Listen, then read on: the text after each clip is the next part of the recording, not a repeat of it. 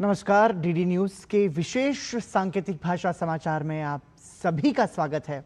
आपके साथ मैं हूं पराक्रम सिंह शेखावत और मेरे साथ हैं हमारी सांकेतिक भाषा की सहयोगी गार्गी शुक्ला। समाचार की शुरुआत करेंगे सुर्खियों के साथ।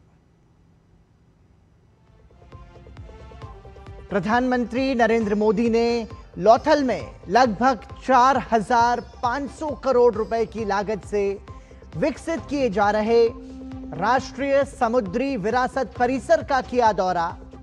ये परिसर पर्यटन, अनुसंधान, शिक्षा और कौशल विकास के केंद्र के रूप में करेगा कार्य।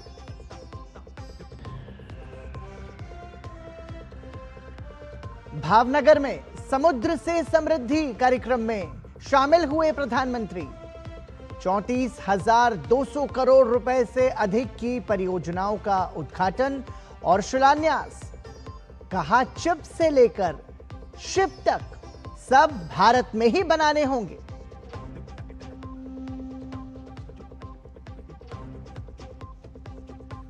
Mumbai Ahmedabad bullet train project में बड़ी सफलता।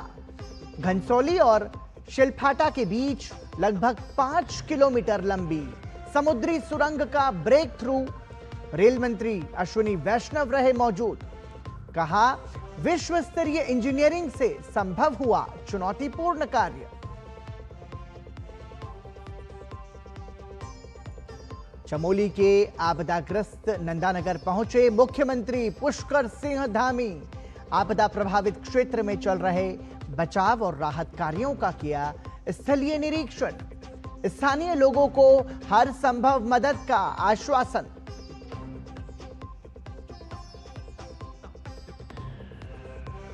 और एशिया कप के सुपर 4 मुकाबलों का आज होगा आगाज। पहले मैच में श्रीलंका और बांग्लादेश के बीच होगी भिड़ंत।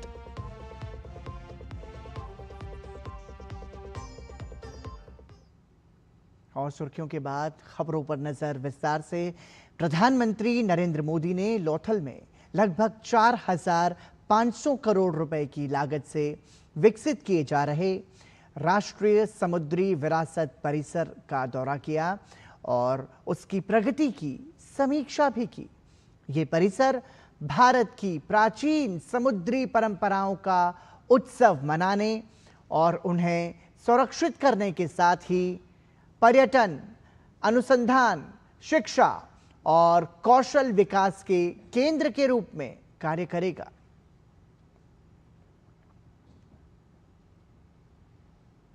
प्रधानमंत्री नरेंद्र मोदी ने धुलेरा विशेष निवेश क्षेत्र का हवाई सर्वेक्षण किया, जिसकी परिकल्पना एक हरित औद्योगिक शहर के रूप में की गई है, जो दीर्घकालिक औद्योगिकरण, स्मार्ट बुनियादी ढांचे और वैश्विक निवेश पर आधारित है।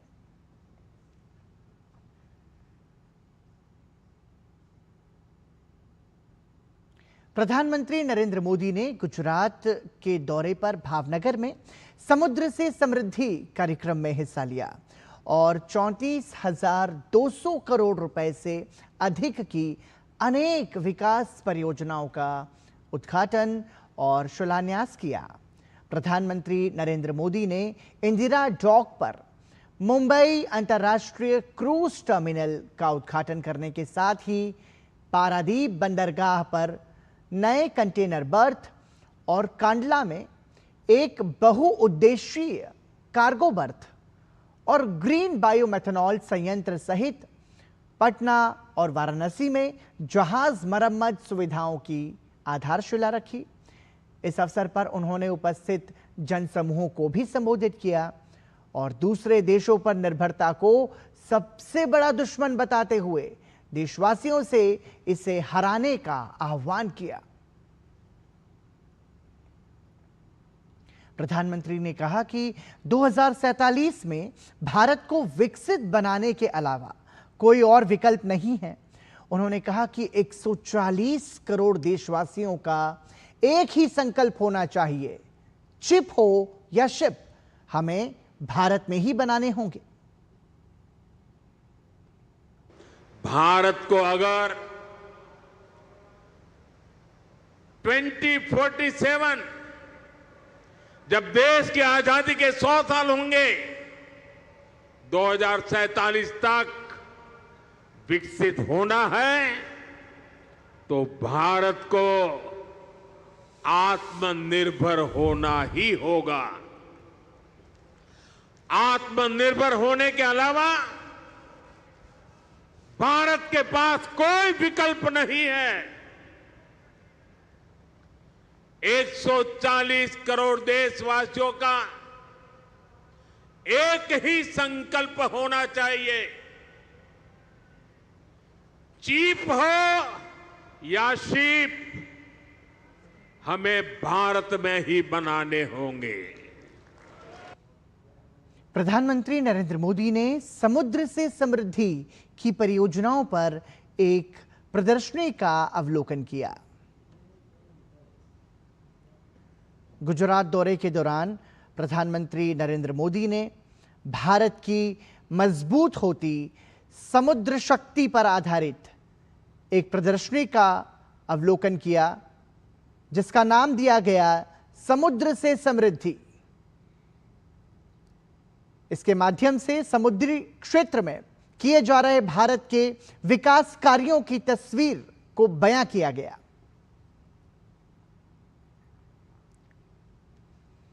भारत की पहली बुलेट ट्रेन परियोजना को लेकर तेजी से कार्य जारी है।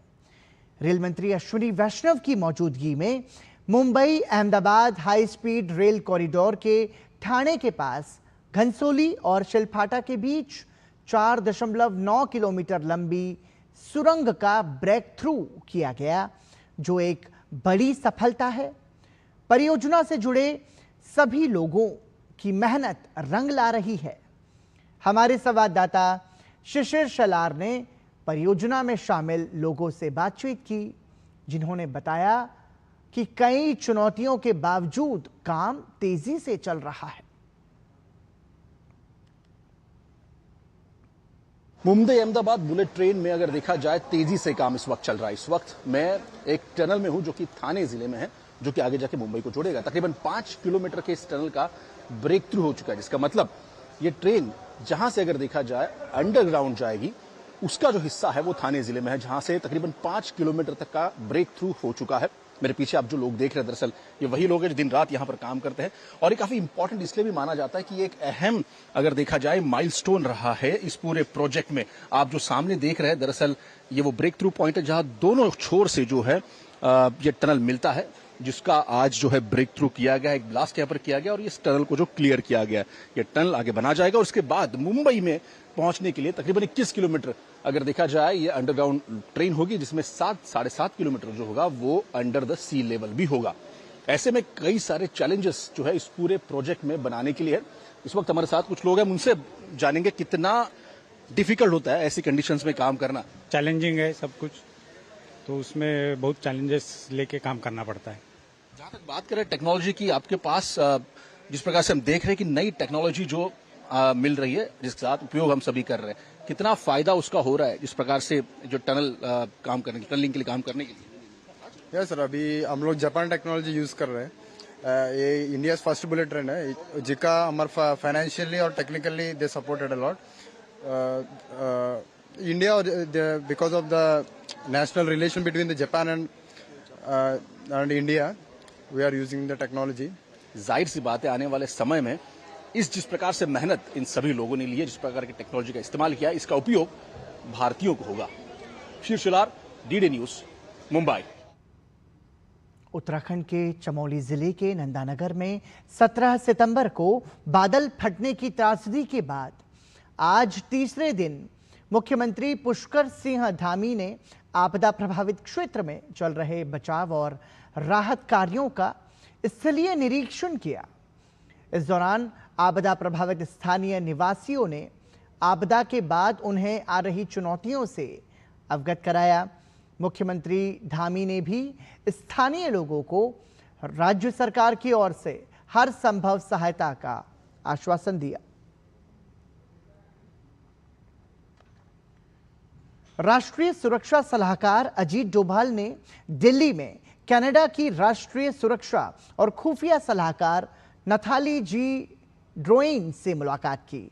ये बैठक द्विपक्षीय सुरक्षा वार्ता का हिस्सा रही और हाल ही में G7 शिखर सम्मेलन के दौरान प्रधानमंत्री नरेंद्र मोदी और प्रधानमंत्री कार्नी की बातचीत की कड़ी को आगे बढ़ाने का अवसर भी बनी। दोनों पक्षों ने विश्वास बहाली और सहयोग विस्तार की गति को सकारात्मक बताया। आतंकवाद रोधी प्रयासों, अंतर्राष्ट्रीय संगठित अपराध से मुकाबले और खुफिया आदान प्रदान पर विस्तृत चर्चा हुई। साथ ही भविष्य के सहयोग के क्षेत्रों और क्षेत्रीय और वैश्विक परिदृश्यों पर भी विचार विमर्श किया गया। भारत और कनाडा ने मिलकर सहयोग की नई राह पर आगे बढ़ने और सुरक्षा संबंधों को और सुदृढ़ करने का संकल्प जताया। उत्तर प्रदेश के मुख्यमंत्री योगी आदित्यनाथ ने कहा कि महिलाओं और छात्राओं को निर्भय वातावरण उपलब्ध कराना पुलिस की जिम्मेदारी है। इस पर किसी प्रकार का समझौता स्वीकार नहीं होगा। एक कार्यक्रम में अपने संबोधन में उन्होंने कहा कि राज्य में कानून व्यवस्था और खासकर महिलाओं की सुरक्षा के लिए कभी कोई समझौता नहीं किया जा सकता। उन्होंने अपराधियों को चेतावनी देते हुए कहा कि राज्य में महिलाओं के खिलाफ किसी भी अपराध और उनकी सुरक्षा में सेंध लगाने वालों को माफ नहीं किया जाएगा। महिला संबंधी अपराध में संलिप्त एक अपराधी बाहर से आया था और संभवतः मारीच की तरह घुसा था, लेकिन जब यहां की पुलिस की गोली ने उसकी शरीर को छलनी किया तो कल वो चिल्ला रहा था कि साहब मैं गलती से उत्तर प्रदेश की सीमा में आ गया हूं, आगे से ये दुस्साहस नहीं करूंगा। और यह हर उस अपराधी को करना पड़ेगा जो महिला सुरक्षा में सेंध लगाएगा, उनके सम्मान और उनके स्वावलंबन में उसमें बाधक बनेगा। उसके सामने संकट की यही चुनौती हमेशा खड़ी होगी। क्या रुक रहे हैं एक छोटे से ब्रेक के लिए। आप देखते रहिए दूरदर्शन समाचार।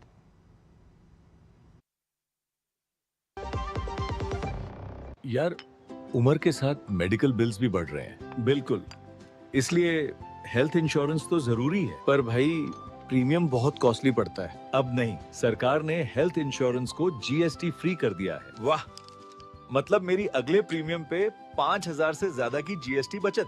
Enjoy tax free health insurance. जब धरती चीर कर निकलता है लोहे का पत्थर और मिलता है मोंगिया के जोश से, फिर तपता है, पिघलता है और बनता है फौलाद। अब होता है सरिया सारी खूबियों के साथ। मोंगिया स्टील, मजबूत देश का मजबूत सरिया। पता है, I was a bright student. कुछ करना चाहती थी, कुछ बनना चाहती थी। आप अपना खुद का स्टार्ट कीजिए ना, खुद का बिजनेस। पर उसमें पैसे तो बहुत लगेंगे ना। Zero investment. Zero investment? हाँ, I'm doing it. मैं एक principal madam. She's my client. मैं LIC एजेंट हूँ।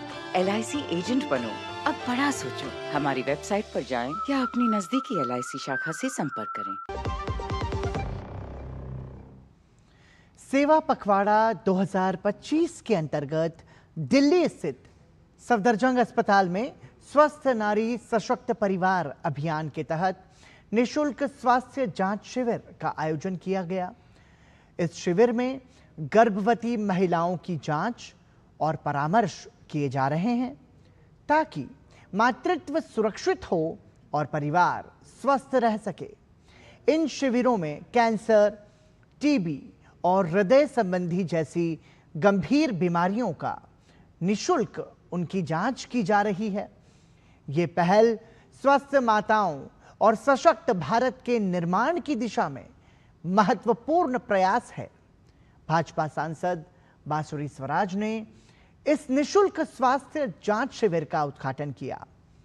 बांसुरी स्वराज ने इस दौरान कहा कि स्वस्थ नारी से सशक्त परिवार बनता है और सशक्त परिवार से सशक्त समाज का निर्माण होता है। उन्होंने महिलाओं और उनके परिजनों से इस निशुल्क स्वास्थ्य जांच शिविर में आने की अपील भी की। 17 सितंबर से 2 अक्टूबर 2025 तक पूरे देश में स्वस्थ नारी सशक्त परिवार अभियान के तहत स्वास्थ्य शिविर आयोजित किए जा रहे हैं, जिसका उद्देश्य महिलाओं और बच्चों के स्वास्थ्य और कल्याण को बढ़ावा देना है। नारी से बनता है सशक्त परिवार और सशक्त परिवारों से बनता है सशक्त समाज, सशक्त समाज से बनता है सशक्त राष्ट्र। यानी हमारी मातृशक्ति की हेल्थ का ख्याल रखना विकसित भारत की नींव को और सुदृढ़ करता है। 2 अक्टूबर तक आपके नज़दीकी हॉस्पिटल्स में, आपके नज़दीकी आरोग्य मंदिरों में, कम्युनिटी हेल्थ सेंटर्स में निःशुल्क हेल्थ कैंप्स लग रहे हैं, जहां पर जांच भी फ्री है, दवाइयां भी फ्री है। मैं आप सबसे करबद्ध प्रार्थना करती हूं, अपने अपने परिवारों में अपनी अपनी माताओं को, बहनों को, परिवार में पत्नियों को, जो भी मातृशक्ति है, बेटियों को निःशुल्क जांच के लिए अवश्य लेकर जाइए। 22 सितंबर से लागू होने वाली जीएसटी की नई व्यवस्था के मद्देनजर रेल नीर ने बड़ा निर्णय लिया है। जीएसटी कम किए जाने का सीधा लाभ उपभोक्ताओं को पहुंचाने के उद्देश्य से 1 लीटर के लिए रेल नीर की कीमत 15 रुपए से घटकर अब 14 रुपए हो गई है। वहीं आधे लीटर के पानी की बोतल अब 10 रुपए की जगह 9 रुपए में मिलेगी। दाम में कटौती को लेकर रेल नीर ने एक नोटिस भी जारी किया है।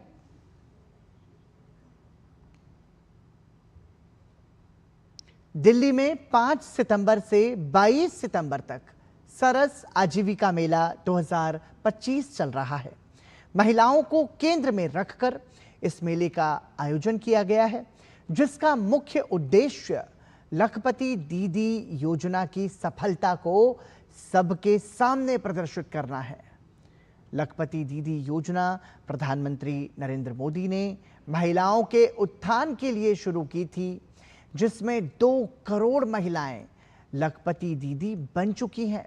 ये मेला सिर्फ एक प्रदर्शनी नहीं है, बल्कि महिलाओं द्वारा अपने भाग्य को बदलने का एक उत्सव है।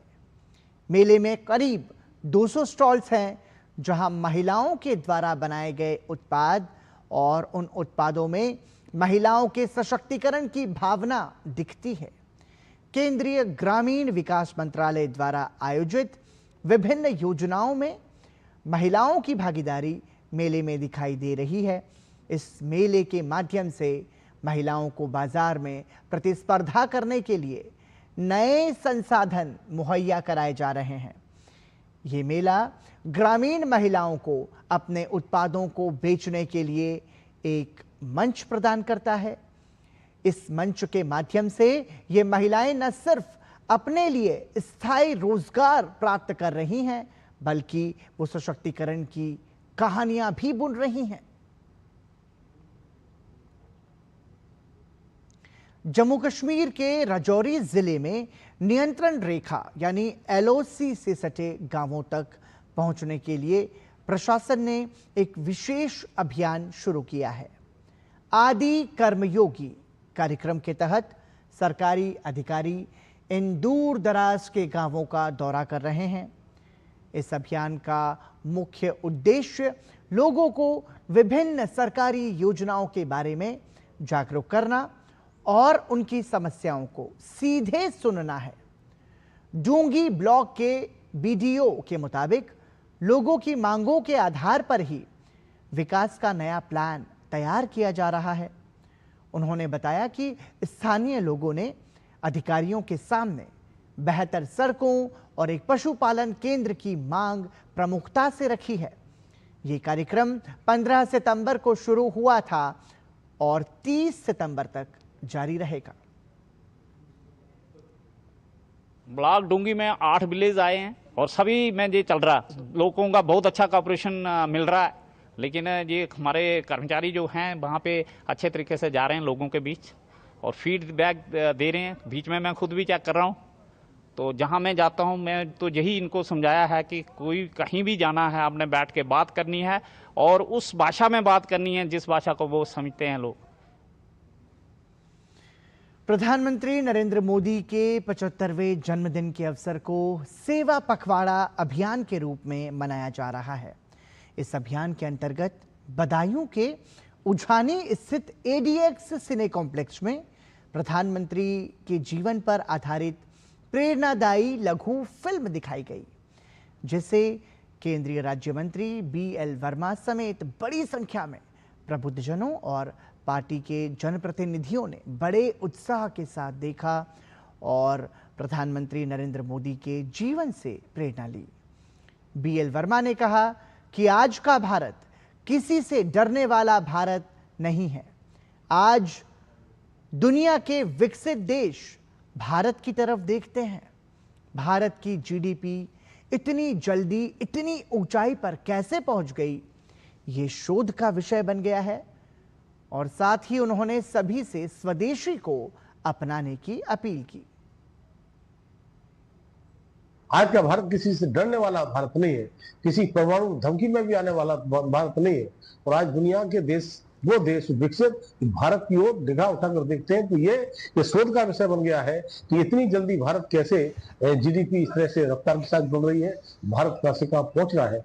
और स्वदेशी का जो आह्वान किया है, तो इस स्वदेशी के आह्वान में स्वदेशी की बात करने वालों के साथ वो भी खड़े हो जाए, उनका भी सम्मान बढ़ेगा। आज से एशिया कप में सुपर 4 के मुकाबले शुरू होने जा रहे हैं। सुपर 4 के पहले मुकाबले में आज अबू धाबी में श्रीलंका का सामना बांग्लादेश से होगा। श्रीलंका ने अपराजित रहते हुए ग्रुप B से सुपर 4 में जगह बनाई। वहीं बांग्लादेश ने अफगानिस्तान और हांगकांग को हराया और ग्रुप में दूसरे स्थान पर रहते हुए सुपर 4 में जगह बनाई। ग्रुप A से भारत और पाकिस्तान ने सुपर 4 में जगह बनाने में सफलता पाई है। भारत ने शानदार प्रदर्शन करते हुए अजेय रहते हुए सुपर 4 में जगह बनाई। वहीं पाकिस्तान ने UAE को हराकर ग्रुप A से अपनी जगह पक्की की। सुपर 4 में शीर्ष रहने वाली दो टीमें 28 सितंबर को दुबई में फाइनल मैच खेलेंगी।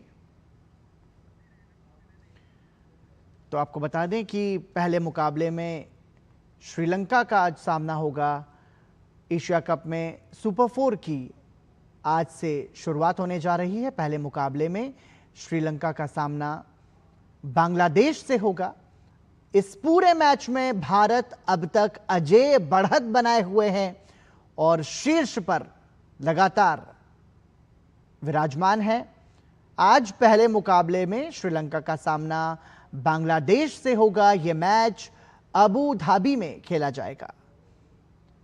एशिया कप में सुपर 4 की सीरीज का आज से आगाज होने जा रहा है।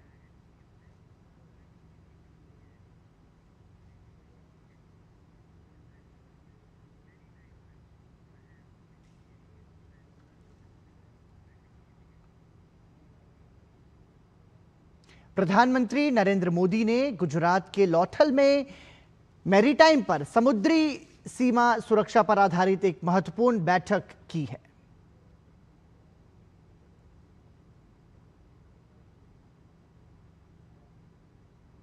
ये तस्वीरें उस बैठक की है। प्रधानमंत्री नरेंद्र मोदी गुजरात के दौरे पर हैं। इस दौरान गुजरात को विकास की सौगात प्रधानमंत्री नरेंद्र मोदी ने दी और इसी दौरान प्रधानमंत्री ने गुजरात के लौथल में समुद्री सुरक्षा पर आधारित एक महत्वपूर्ण बैठक की समीक्षा की।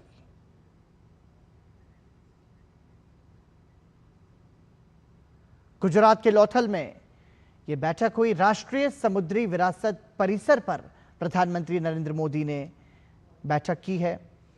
राष्ट्रीय समुद्री विरासत परिसर भारत की समुद्री शक्ति को बढ़ाने के एक केंद्र के रूप में विकसित किया जा रहा है, जो कि शोध और अनुसंधान के लिहाज से भी महत्वपूर्ण है, साथ ही साथ पर्यटन के लिहाज से भी ये महत्वपूर्ण है। 4,500 करोड़ रुपए की लागत से राष्ट्रीय समुद्री विरासत परिसर को विकसित किया जा रहा है, जिसका निरीक्षण प्रधानमंत्री नरेंद्र मोदी ने किया। और इसी दौरान प्रधानमंत्री ने राष्ट्रीय समुद्री विरासत परिसर पर एक महत्वपूर्ण बैठक की। इस बैठक में भारत की समुद्री शक्ति को कैसे विकसित किया जा रहा है, कैसे मजबूती दी जा रही है, साथ ही साथ राष्ट्रीय समुद्री विरासत परिसर जो कि अपने आप में एक महत्वपूर्ण है और भारत की समुद्री सीमा की सुरक्षा और नवाचार और शोध और अनुसंधान के एक केंद्र के रूप में जिसे विकसित किया जा रहा है, उस पर प्रधानमंत्री नरेंद्र मोदी ने अधिकारियों के साथ एक महत्वपूर्ण बैठक की। प्रधानमंत्री नरेंद्र मोदी गुजरात के दौरे पर हैं और इस दौरान गुजरात को विकास की विभिन्न परियोजनाओं की सौगात तो प्रधानमंत्री ने दी ही है, लेकिन अब भारत की समुद्री शक्ति को कैसे साकार किया जा रहा है, उसके लिए राष्ट्रीय समुद्री विरासत परिसर, जिसका निरीक्षण प्रधानमंत्री नरेंद्र मोदी ने किया और उसके बाद उसी पर एक महत्वपूर्ण बैठक की अध्यक्षता की और राष्ट्रीय समुद्री विरासत परिसर के विकास की समीक्षा की।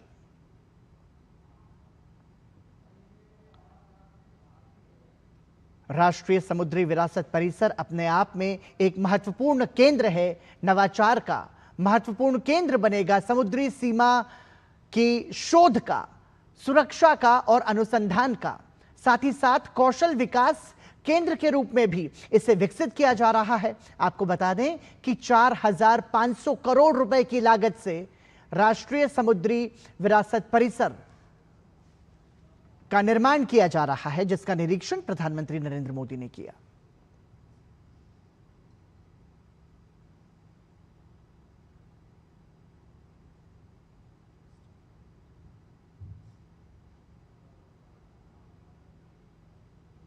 और इसी के साथ ही दूरदर्शन समाचार के विशेष सांकेतिक भाषा समाचार में अभी के लिए इतना ही। मुझे और हमारी सांकेतिक भाषा की सहयोगी गार्गी शुक्ला को दीजिए अनुमति।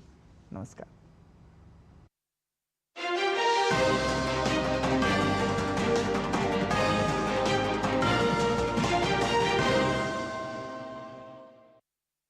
ज्ञानं लभ्यं प्रयत्नतः।